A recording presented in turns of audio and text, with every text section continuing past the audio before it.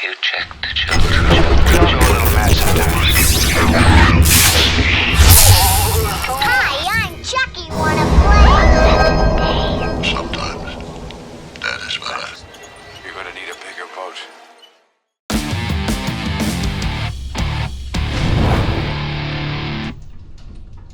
Long days and pleasant nights, fellow travelers, along the path of the beam. I am known on this level of the tower as Jaime and Fuego, and if you please, you join me here for a bit of very special palaver on Hail to Stephen King. That is right. And obviously, bienvenidos and welcome to the horror show. Cy King being my favorite author, El Rey, as I so affectionately have called him, for many years and nearing 300 episodes of this program. And yes, I was originally going to be talking about the Tom Holland directed film Thinner for its 25th anniversary initially today, until I realized that, yes, being the 19th, we have to have some sort of palaver about the tower. And just to bring everybody up to speed, if you were just joining this randomly in this special bit of palaver, essentially covering the Dark Tower and my affinity and appreciation and love of it was what this program, that boy, like 4 years ago now, was basically started upon. So I was rereading at the time and reviewing all of the books in just anticipation for that awful film that came out in 2017. And now I always contend that art is subjective, obviously, and so that's a thing where I've seen some people be like, yeah, I enjoyed that bastardization and Frankenstein of some of the different ideas, and it was a different turn of the wheel, and I understand, and he finally had the Horn of Eld, and yada yada yada. King did his best on Twitter to give some sort of just credence and to just rile the fans up, the hardcore, even beyond constant readers, because we all know if you're a Tower junkie, you are like a subsect of a subsect as far as just love and just adoration of Cy King and all stuff that he does. But yeah, so this program, Hail to Stephen King, which has, I believe, right around the new year is when we were hitting our 300th episode. I've covered pretty much everything Tower related, and so I was racking my brain. I've counted down favorite musical moments, music inspired by the Dark Tower. I've counted down my 19 favorite moments from the series. I've reviewed every book. I've reviewed the film, revisited the film. I mean, talked about the comics a little bit, but not as much as I would have liked, honestly. And so this is really more so than anything going to be a celebration of the franchise, and then a bunch of cool announcements for Cy King content that is going to be coming in the next few months and forging forward as we try, myself spearheading everything here, but Cecil as the co-producer and the showrunner here at the horror show, just trying to get some more exciting things. And so first and foremost, we want the participation of all of you. Now, it was something that I was doing initially where I would pick a question and kind of run with it as a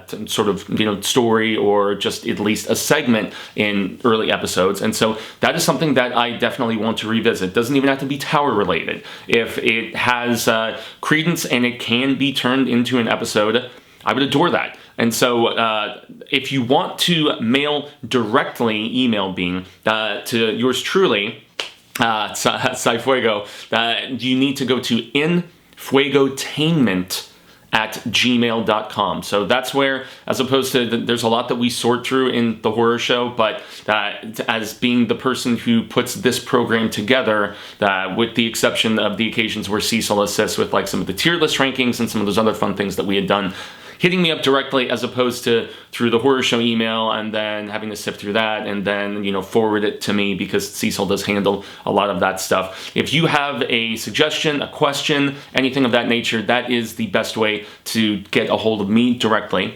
So that is the one thing. And then also I'm supremely excited that we are finally getting going and this is where I have to give credit to Cecil, because I thought it was a great title for a segment. We are finally getting around to doing Partners on the Path of the Beam. And so this is essentially going to be a bit of palaver, essentially, that has myself interviewing somebody else who is either a King enthusiast or, in cases like one that I'm very excited to discuss things with, my younger brother Johnny C, John Callahan, that we are going to be, yes, and so for all you Salem's Lot fans and the fact that he shows up in the Dark Tower as well, he is going to be a guest, and he just finished his first journey to the tower at my behest, and he's also read a lot of other stuff, Desperation and Pet Sematary and various others, and so it's going to be very exciting for me to kind of pick his brain, and as somebody who just made his first journey through all of the books, including 4.5 went through the keyhole, I'm trying to remember if he read Little Sisters or not, but in any event, it's going to be very fascinating for me, not just because he's my little bro and one of the people that I'm closest with on this planet, but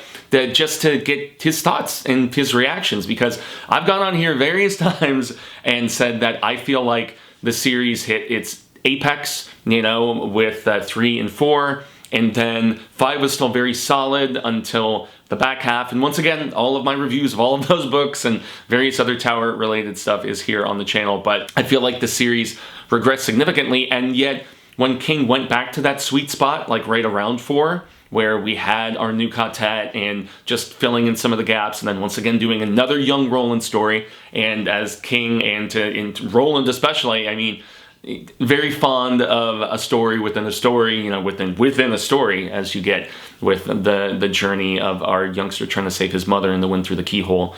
And so, it's going to be very, very just endearing and exciting, and I'm anticipating it massively. The other 2 guests that we have set up for the near future are Mike Kearns from Mike's Book Reviews. Need to nail down a specific date for him, and also for Lou Sitzma, who is from the Stephen King podcast. He was both of those gentlemen, actually, who are rad status and very knowledgeable about not just the Tower, but King in general, were a part of a panel that I did. And that's another thing. Here on The Horror Show, you can find various panels all about Stephen King that I have done. I did a Dark Tower panel, specifically, back in 2017 at the Phoenix Comic-Con, or the artist formerly known as the Phoenix Comic-Con. So that's a cool thing. And there have been a numerous amount of others over the course of the last few years, but that was where I dipped my toe in initially, because 2017 was the King-assance, the Return of the King, as I called it. And so, yeah, both Lou and Mike were members of that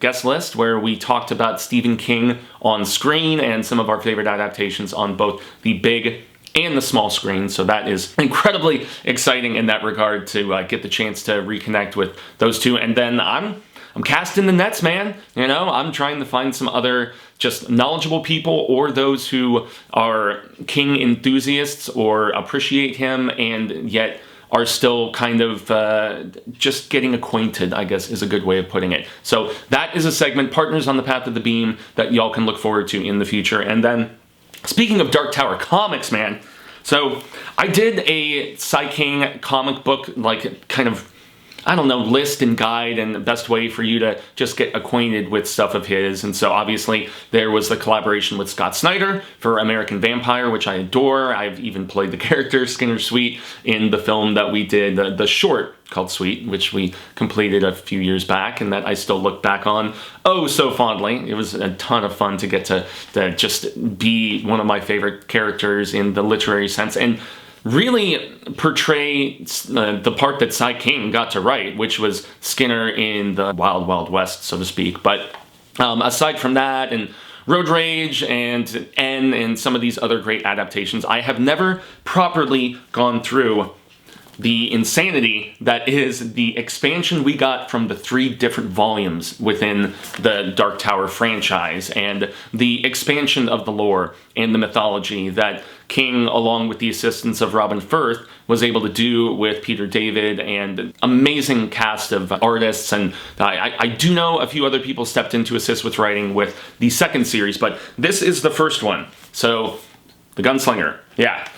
This is the first, and boy, is this a monstrous omnibus. But yeah, so began with the Gunslinger Born, and then went into The Long Road Home, and we eventually get Battle of Jericho Hill, all kinds of different things. And so there are 6 volumes in this, if I recall correctly. Yep, let's just double check. 1, 2, 3, 4. Okay, 5. Derps, Fuego, derps. But yes, it is so beautifully illustrated by Jaime, yeah. And they bring in different artists and stuff. Like, there are essentially 3 different ginormous story arcs that are in turn broken down into their individual volumes. And so what I've been wanting to do for the longest time is, along with all of you, because we have the book of the month, but I want to start doing, at least for the time being, a graphic novel of the month in the foreseeable future. And so what my plan is forging forward with this show is to have 1 week, we have a live stream and discussion all about the book of the month, which currently is right up there. Yep, Needful Things. Very excited to discuss that for, I believe it's 30th anniversary. And I want another episode to be dedicated to some sort of film or television anniversary. Then I want a reader suggested topic, reader/viewer suggested topic. So hit up that email and give some sort of suggestion, something I can expand upon. I have a lengthy spreadsheet, but perhaps something that hey, in my meager amount of knowledge, knowledge is like opening a door to a room with like a multitude of other doors, 2, 3, 4, who the hell knows how many more. And so that's why there's always something that I might not have potentially thought of. Or you may suggest something that's already in the pipeline, and that's exciting too. So that is what I would like to do, along with just maybe a random floating kind of topic, something that is just completely derived by me from that lengthy spreadsheet, whether it's a new tier list, because we are going to be doing tier lists of the theatrical films. We're also going to be doing, I still have countdowns in the pipeline of all of the made-for-TV stuff, whether it's a television series, limited miniseries, whatever it may be. And yes, we are still going to do a countdown of all of those films that forgot the face of their father, both a countdown and a tier list ranking of all those Children of the Corn sequels, for instance, and the ones that, like the stuff that has already been individually reviewed, Pet Sematary 2, for instance, the 2 Sometimes They Come Back sequels, stuff like that. So I'm very excited, but I just want to let y'all know, debuting at some point next month, The Gunslinger Born, the first volume in the Gunslinger, the Young Roland collection, essentially. And then the second volume is actually The Gunslinger proper, which is where we have caught up with Roland when we meet him at the beginning of the very first book. And so, yeah, where, the man in black fled across the desert, Gunslinger followed, so it's going to be very exciting to go through each of these volumes in an individualized sort of approach, and so that is very exciting. And dude, if you guys didn't know, like, this Omnibus Companion has so much additional information. We're talking about everything from a lengthy essay about the gunslinger's guns to, the Dogen, and I mean, good lord, it is filled with so much additional amazing stuff. It's literally mind-blowing. This is a brick, and rightfully so. Lots of just behind the scenes, some of the sketches before the colorization transpired. I mean, it's a wealth of knowledge in this, and there is a similar version which was done for the follow-up, and that is the one thing that I am a little bit disappointed with, because when they finally were adapting the drawing of the 3, and just as opposed to that volume I was just showing y'all, which goes, it basically does just the Young Roland stuff. So you're going to have those bits from The Gunslinger and from Wizard and Glass that dealt with Young Roland. And I've gone on record many times, Young Roland is my personal favorite as far as that Ka-Tet, with Bert. It's interesting the way they go about it initially, but then it does veer into more a linear as far as the storytelling fashion. But even with the drawing of the 3, you do have the expansion on Eddie and Susan, all that different stuff, and so it's cool in that regard. But it does kind of get more into the straightforward book adaptation approach as that comic series progresses. But nonetheless, I've never done individual reviews of each of those volumes within the 3 different series, and so I am very excited about that, and I'm hoping that y'all will forge forward along the proverbial path of the beam with me with those. I know that they were all just recently re-released because Marvel does not have the rights anymore, even though Marvel initially published all of them. I think they are now with Simon & Schuster, who does all of King's publication stuff, and except for Grant. I know Grant still has things here and there that they have done, including specific re-releases, and they've handled all the Tower stuff. So that's another story in and of itself. And then obviously Chiz and Blue and the gang over at Cemetery Dance, they've done some great stuff, and there's amazing special editions of a lot of King stuff that have done by PS and Subterranean Press and so many others. So yeah, I mean, but as far as the rights to those comics, they are now with Simon & Schuster as opposed to Marvel anymore. And so they've all been reissued. You can find them on Amazon, if I'm not mistaken, and probably various other places, Abe's Books and whatnot. But I don't know if the omnibuses have been properly reissued. And so that's where you get all of that cool supplemental stuff that I was mentioning. So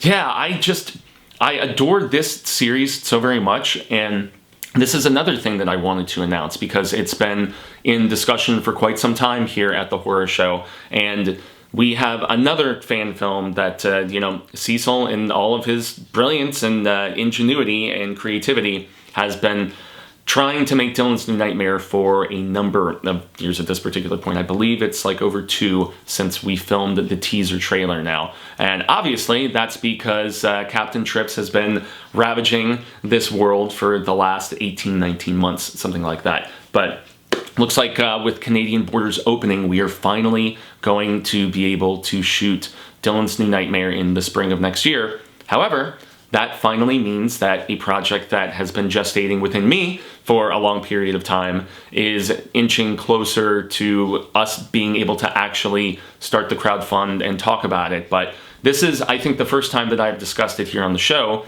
and that is because I am writing and intending to direct a Stephen King short. There's 2, actually. One I've hinted at, but the one that is much more feasible to get done in the meantime, as Dylan is we're still trying to do all of that, and it is called Gunslinger Palaver. Dark Tower Gunslinger Palaver. And it is essentially an adaptation of The Gunslinger and The Dark Man, which is the 5th and final short story that was collected in the first Dark Tower book. Now, why that specifically? Well, because I am a sucker for great dialogue, but also for existential discussion about the nature of the universe and the cosmos and everything that has, through energy, made it a possibility, but yet also where we stand as a speck in the spectrum of all of it. And it's always been, yes, there are the awesome beats with the slow mutants, and then, where Roland's getting down with the Oracle, and, shooting down everybody in tall, and there's various beats within that first book that are amazing, and I've talked about them in that 19 countdown thing. But I have always just found a fascination with the Palaver that we know who he is, but just sitting down at a campfire, and I just envision the moody lighting and the debate and also the revelation, of the tarot cards of, the sailor and the prisoner and all that stuff that is developed as we get to the second book, Drawing of the Three. And I know I've been a little critical of Drawing of the Three at times, and that's an argument for another day. As you guys, I also ranked all the Dark Tower books at one particular point, and so I didn't have the Drawing of the Three very high, but that's not to say that I didn't like a lot of the ideas, the expansion upon everything. I've always been more about Roland either as a youngster, he was always in Midworld, right? So as opposed to the stuff that happened in our world. And so once again, if you want thoughts on that, head over there. But I'm very excited to announce that, the planning stages for my script for that are inching closer and closer, and we will get more details as the months go on and get the crowdfunding and stuff that started for possible funding and everything. But I have always been fascinated because I think it would be, as somebody who has only directed a couple music videos, I think it would be very interesting to just do something on a small scale, but also something where I obviously need 2 very good actors to sit down and have this. I do not plan on playing Roland or the Dark Man in this particular discussion. Dark Man, Man in Black, yes, we know. Mr. RF goes by various names and stuff, but it's just almost my affinity for someone like Kevin Smith or Tarantino, or just anybody who writes terrific dialogue. And a great moody discussion about just purpose within all of this, and also for the Tower junkies like myself and those who would want to see something of this nature. I think, yes, we would all love to see that, but there's the Jennings video, you know, Shooter or Waylon Jennings, god damn it, but he has a song called Gunslinger, and it basically does the first third of the Gunslinger book. So you see him shooting up the town in Tull and, you know, getting down with the waitress and all that different stuff. So it's been done. You know, I have seen it on screen before. I have never bared witness to a moody kind of rumination on just all of these things that something like Mike Flanagan's Midnight Mass, if you have seen that show, the discussion in episode 4 about the nature of dying and what happens when we die, and just as somebody who's done my fair share of psychedelics, you know, salvia and shrooms and things of that nature, yeah, these are things that are still heavy on my heart after all this time. And, you know, when Roland is kind of thrust into that, that's going to be the toughest thing, and that's where you would hope for at least enough of a budget to do some crazy psychedelic lighting and to have all kinds of echoey voices, you know, just kind of reverberating all around Roland as he is just overwhelmed in this cosmic psychedelic state. And that is my aspiration. And I guess we will obviously see see the possibility based on the sort of money that can be raised for that. But once again, this is the first tease of that, with you know, information coming in the near future, and I'm very excited to get this done and to direct my first thing King related, because the other project that I know I've teased on here, which is related to one of my I don't want to go into specifics about it because that's even more so in the gestation process and will be a much more monumental undertaking, you know, with a larger cast of people and stuff of that nature.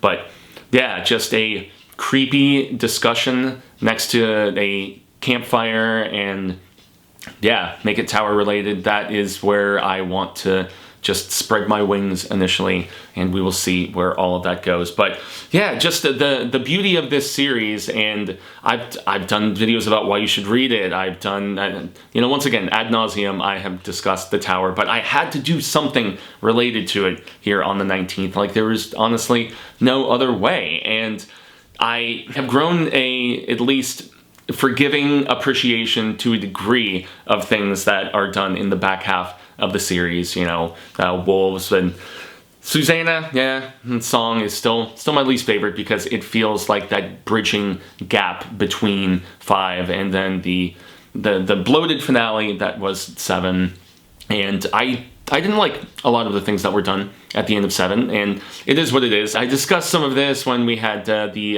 Happy Boo Day Stephen King, which was live, and this was one that I was actually hoping to go live with, to just have some live specific Dark Tower spoiler palaver with a guest. But you know, it's been tough over these last few days. We've had 2 screenings this week. There was Dune, which is why I'm rocking this, and then we've got Antlers, and there's various other things going on. We're preparing this big Halloween show that is being presented by the Horror Show, so that is exciting as well. But yeah, guys, if you have any suggestions about content coverage or anything of that nature, please, once again, infuegotainment@gmail.com is the destination, where just to get things direct to me, and it just makes things a little bit more streamlined as far as getting things in motion, and you know, just being able to get in the pre-production side, get it on the program directory and the spreadsheet and all of that stuff. So I'm very excited about that, and there's all kinds of other things coming in the next few weeks. We've got the end of the Chapelwaite series, so that is going to be an upcoming review. There is obviously going to be a November book review, and if I'm going to just give a hint as to what it is, there was a TV series on Apple Plus that just concluded only a few months ago, and that's seeing a special anniversary, so going to be revisiting that, which I'm very excited about. And Yeah, I mean, as we march towards the final episode of 2021 of Hail to Stephen King, it's just, I don't know, it's an exciting process. It is something that I am still so incredibly passionate about with regards to Cy King, but you still have to evolve, and you still have to find interesting and exciting ways to cover content. And the only stuff that I really haven't done on here is a few scattered novels and films, and those, if you haven't seen me cover it yet, and I do get people on Twitter that ask this constantly, it's coming. It's coming. There's just, between all of the adaptations, between all of those films that forgot the face of their father, between novels and short stories and various other things, we are still forging forward, trying to keep it as fresh as possible, and just maintain the awesome kef that all of us have built over the course of the time that I've been doing this show. So, I extend a grande gracias. I've been Jaime and Fuego, and you can find more on all social media sectors like Twitter, Instagram, Facebook, here on YouTube. And Infuegotainment is another channel with lots of content on there, but it is most definitely the secondary focus, at least temporarily, in comparison with the horror show, where I've been a fixture for some time now. Once again, say thank you, everyone, and until the wheel of Ka comes around once more, hasta luego, sen amigos, constant readers and viewers alike, say thank you. Hopeful that we can share more of this palaver sooner rather than later, and until then, remember to stay scared and read Stephen King in any capacity. I mean, we're talking novels, novellas, comics, I mean, whatever it may be, just continue supporting El Rey.